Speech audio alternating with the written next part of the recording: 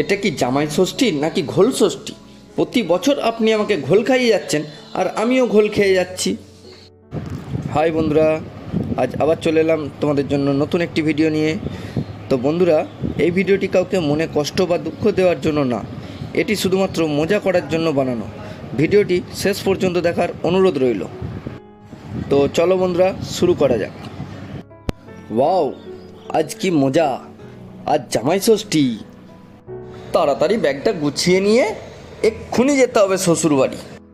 শ্বশুরবাড়ি যাবো, ভালো মন্দ খাবো, বলতে গেলে আজ পুরো কবজি ডুবিয়ে খাবো। শ্বশুরবাড়ি তো যাবো, কিন্তু শাশুড়ি মায়ের জন্য তো কিছু কেনাই হলো না।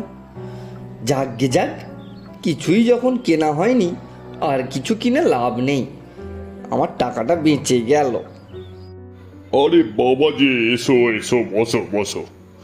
তা তোমার আসতে কোনো অসুবিধা হয়নি তো? আরে না না, অসুবিধা হবে কেন? এই তো দেখুন না, দিব্যি হেলে দুলে চলে এলাম। জামাই ষষ্ঠী বলে কথা। আচ্ছা আচ্ছা, ঠিক আছে ঠিক আছে।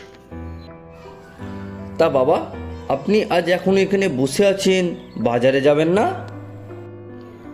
না না, আজ আর বাজারে যাব না। বাজারে যা আগুন দাম, বাজারে গিয়ে কাজ নেই। ওই বাড়িতে যা আছে তাই দিয়েই ভাবছি আজকে জামাই ষষ্ঠীটা সারবো। তা বাড়িতে কি কি আছে? নিশ্চয়ই মাংস টাংস আছে। আরে বাবা, তুমি দাঁড়িয়ে কেন? এত কষ্ট করে এসেছো, বসো বসো, আগে বসো, তারপর ওইসব কথা হবে। আচ্ছা বাবা, আচ্ছা আচ্ছা, আমি বসছি বসছি বসছি। এই তো বাবা, বসে পড়েছি। এবার বলুন, বাড়িতে মাংস টাংস আছে তো? আরে যা গরম পড়েছে, মাংস টাংস খেলে তো আবার তোমার শরীর খারাপ হয়ে যাবে। তখন তো আবার ডাক্তারি করতে হবে। বাবা, কত খরচ! হায় হায়, তাহলে জামাই ষষ্ঠীতে কি খাবো? কেন, বাড়িতে তো সবই আছে। এই তো সকালে টিফিনে মুড়ি আর বাতাসা, দুপুরে পুঁটি মাছের ঝাল আর ভাত, সাথে একটু তোমার জন্য ডাল, আবার সাথে থাকছে একটু আমের চাটনি। বাস, আর কি চাই?